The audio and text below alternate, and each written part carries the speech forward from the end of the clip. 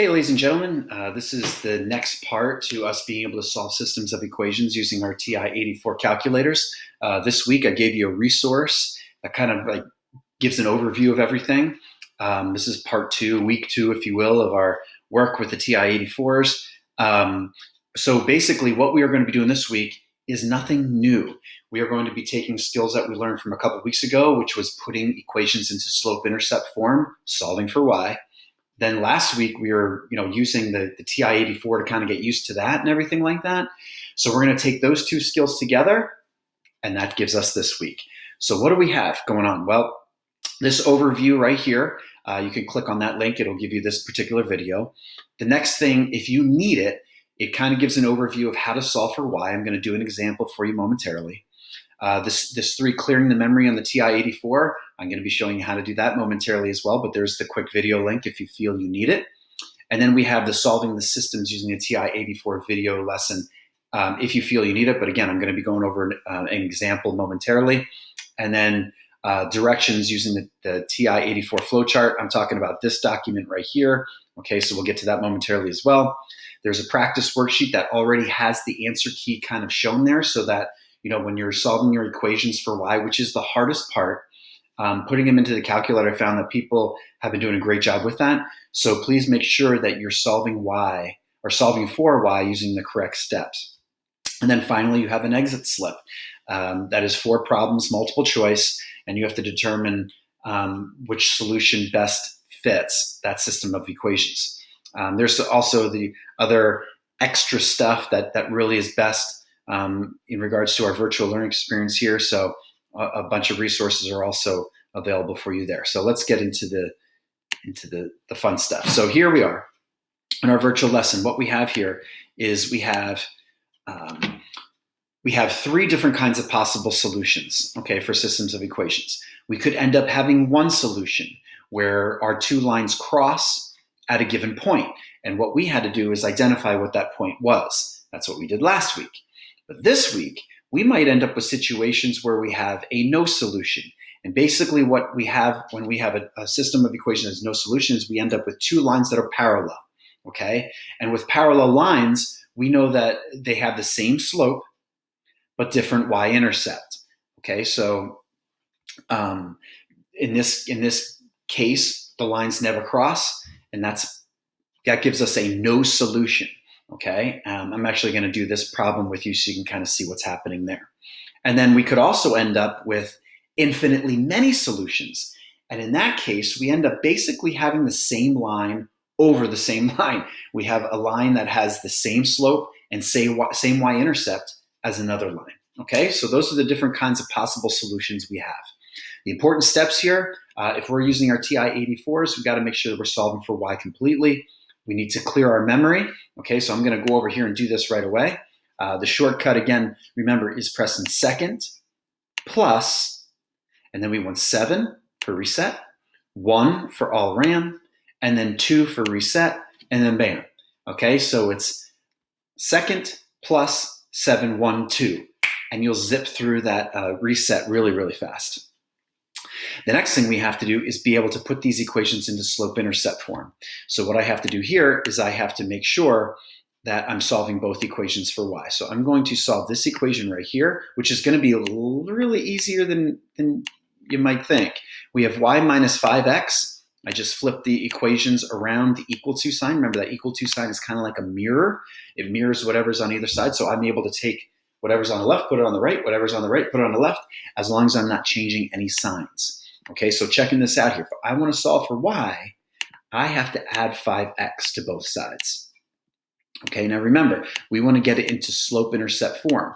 So what I basically want to do is make sure I'm writing my x term first, okay, and then my b term or my constant second. So I have y equals, and we have the x's are now gone, the x terms are now gone, and I'm going to write the x term first. So we have 5x plus 3, and that is our mx plus b right there. So that's my first equation. We're already done. Now let's look at the second equation. Again, I'm going to do this, end up doing the same things here. Oops. Give me my y. There we are. Okay, so we're coming down here. I'm going to bring the 15x plus 3y. Again, this is kind of like in standard form here. We were dealing with this last week too. Ooh, it's a negative 15x, pardon me, plus 3y. It's supposed to be a plus sign, ladies and gentlemen. And this is all going to equal 6. Okay, so now to solve this equation, what I need to do is get this y term isolated. So I have to get rid of the x term first. Doing that will give us, I'm adding 15x to both sides. Okay, now I can't add 15x to the 6. Not only are they different colors, but they're also different terms. Okay, this is an x term and the 6 is not. So I can't, in essence, combine those two unlike terms. So once we get rid of the 15x's, I'm left with positive 3y equals 15x plus 6. And then our last step will be to get rid of that 3. And so since that 3 is attached to this y through multiplication, I'm going to do the opposite, which is divide both sides, or everything, I should say, by positive 3. And we're going to get something that's kind of interesting with our final equation here.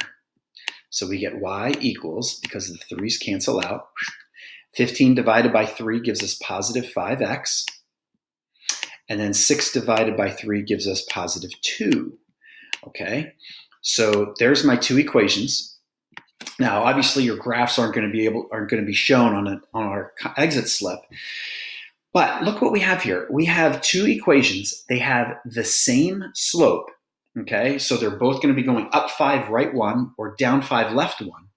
But they have different y-intercepts. So what does that look like? Well, let's use our calculator here to work on that. So we have our two different steps. Sorry that my face down here is in the window, but regardless, we're going to put y equals and pull that menu up.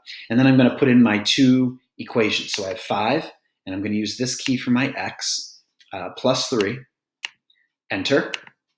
And then I have 5, here's my x again, plus 2, enter. And so that both equations are in. Once I'm at this point, I can graph those two equations, and it's going to take its time. And where's the red one? There she is. Okay, so now we have the two equations graphed. We got to wait until it is completely in the calculator itself before we go on to the next part. So the next part is we want to calculate and find our place of intersection. So we got to press second and then trace. I want to go down to 5, intersect. And I'm going to press my enter button 3 times. It follows the flow chart that we have correctly. So here, 1, 2, 3. And what we get here is an error. Just like when we have a division by 0 error, we can't do it. Well, for our calculator, it can't figure out, oh my gosh, these lines don't cross. So in this case, we would have to write down no solution. Okay. What you would find is you would have a line on top of a line, and then you'd have the same kind of thing. So there would be an infinite number of, if we end up with a line on top of a line, you'll be able to see that. Now, this one was pretty close. They still did not cross. When you have a line on top of a line, we'll have infinitely many solutions. So we'd have to include that, okay? Down here, it would give us the same thing that we were getting when we were working with finding the intersection point, okay? If you have any questions, please make sure you are joining our office hours.